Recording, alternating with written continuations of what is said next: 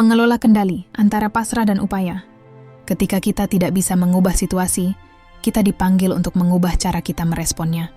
Pernahkah kamu merasa terjebak antara berjuang untuk mengubah keadaan dan menerima apa yang telah ditentukan nasib?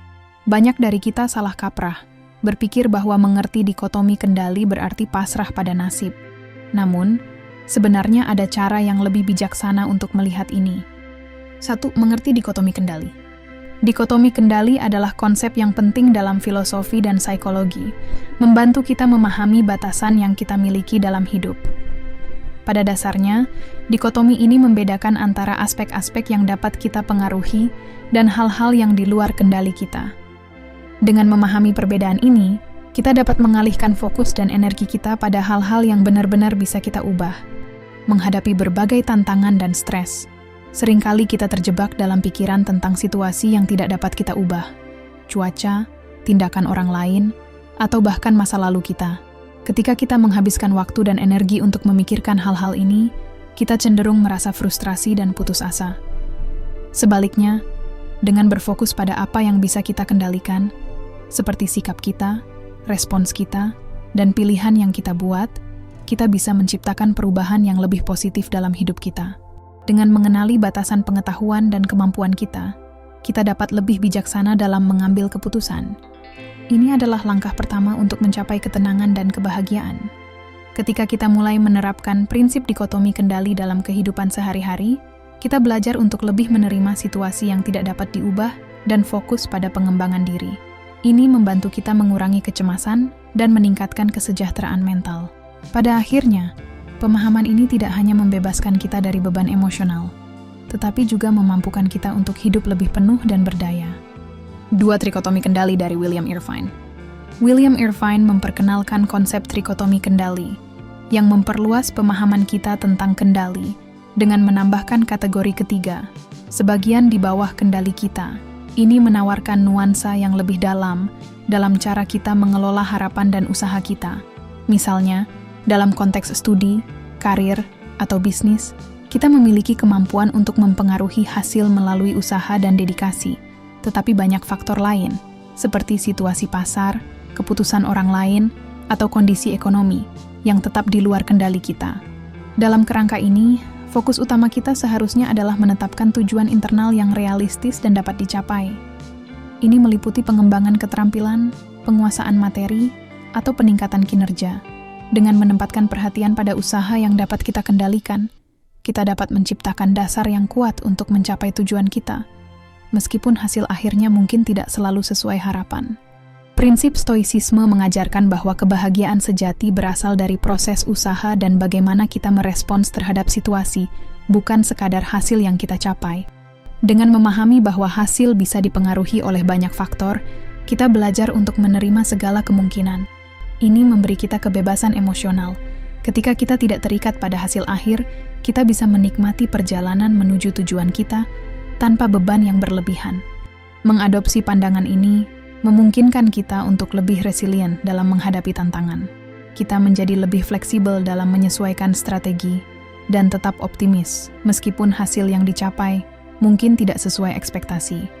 Dengan demikian, trikotomi kendali ini bukan hanya tentang mengidentifikasi apa yang dapat kita kontrol, tetapi juga tentang bagaimana kita mengelola harapan dan respons kita terhadap hasil tersebut, menjadikan usaha kita sebagai sumber kebahagiaan yang sejati. 3. Waspada tirani opini orang lain. Kita seringkali terjebak dalam tirani opini orang lain, di mana pendapat dan penilaian mereka dapat menghalangi kita untuk mencapai tujuan pribadi. Dalam masyarakat yang sangat terhubung ini, suara orang lain, baik positif maupun negatif, seringkali menjadi pengaruh yang kuat dalam keputusan dan tindakan kita. Kita mungkin merasa tertekan untuk memenuhi ekspektasi orang lain atau mengubah cara berpikir kita demi mendapatkan penerimaan. Penting untuk diingat bahwa hidup kita adalah milik kita sendiri. Setiap individu memiliki perjalanan unik yang tidak perlu diselaraskan dengan pandangan orang lain. Ralph Waldo Emerson mengingatkan kita bahwa apa yang orang lain pikirkan tentang Anda bukan urusan Anda. Ini adalah panggilan untuk membebaskan diri dari belenggu penilaian orang lain dan untuk lebih fokus pada tujuan dan keinginan kita sendiri. Mengabaikan opini orang lain bukan berarti kita menjadi acuh tak acuh atau tidak menghargai masukan. Namun, kita harus mampu memilah mana yang konstruktif dan mana yang dapat mengalihkan kita dari jalan yang kita pilih. Dengan berpegang pada keyakinan diri dan tujuan pribadi, kita dapat melangkah dengan lebih percaya diri dan berkomitmen pada impian kita. Ketika kita mengalihkan fokus dari penilaian orang lain ke dalam diri sendiri, kita mulai menemukan kekuatan dan motivasi yang lebih dalam. Hal ini memungkinkan kita untuk mengambil risiko, mengeksplorasi potensi, dan menemukan makna dalam perjalanan hidup kita. Dengan demikian, menyadari bahwa opini orang lain bukanlah penghalang, tetapi seringkali hanya suara yang mengalir, kita bisa lebih bebas dalam menentukan arah hidup kita sendiri. 4. Indifferent dan pengaruhnya. Segala hal di luar kendali kita seringkali dianggap sebagai indifferent atau hal yang netral, yang tidak secara langsung mempengaruhi baik buruknya hidup kita. Dalam kategori indifferent ini, ada elemen-elemen yang lebih diinginkan, seperti kesuksesan atau pengakuan. Dan ada pula yang kurang diinginkan, seperti kegagalan atau kritik. Namun, penting untuk diingat bahwa meskipun kita mungkin memiliki preferensi terhadap hal-hal ini, keberadaannya tidak menentukan nilai atau makna hidup kita. Belajar menerima kenyataan bahwa tidak semua hal akan berjalan sesuai harapan adalah langkah penting dalam mencapai ketenangan batin.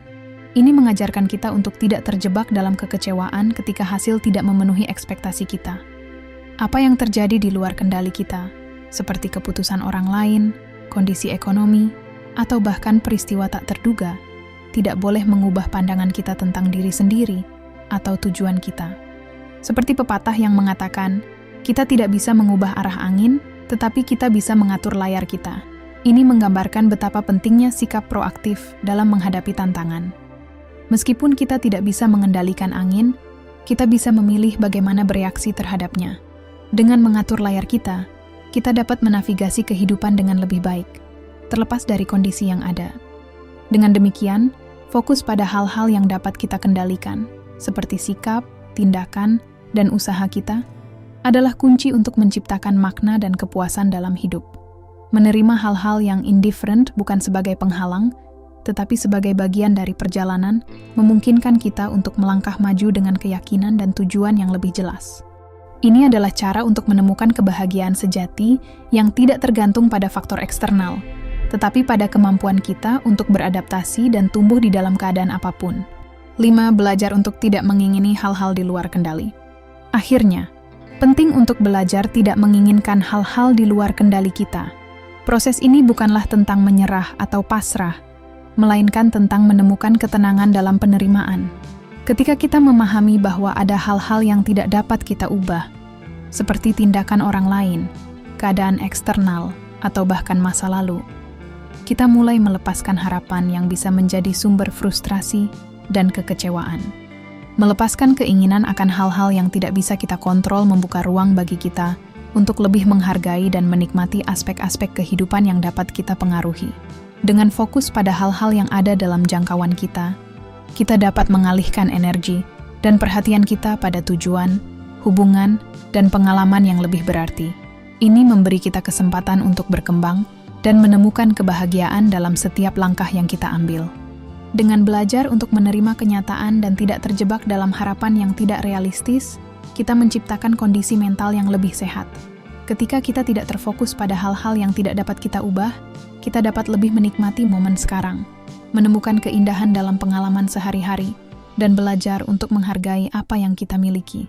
Kesadaran ini membawa kita menuju hidup yang lebih seimbang, di mana kita tidak lagi dibebani oleh kekhawatiran tentang hal-hal di luar kendali. Sebaliknya, kita menjadi lebih mampu menemukan makna dan kebahagiaan di dalam diri sendiri dan lingkungan kita. Dengan kata lain, penerimaan bukanlah kelemahan, tetapi kekuatan yang memungkinkan kita untuk hidup dengan lebih penuh dan bermakna. Dengan memahami dan menerapkan prinsip-prinsip ini, kita bisa menjalani hidup yang lebih damai dan bermakna. Mari kita fokus pada kendali kita, sambil tetap menerima hasil yang datang dengan lapang dada. Ingat, perjalanan ini adalah tentang proses, bukan hanya tujuan akhir.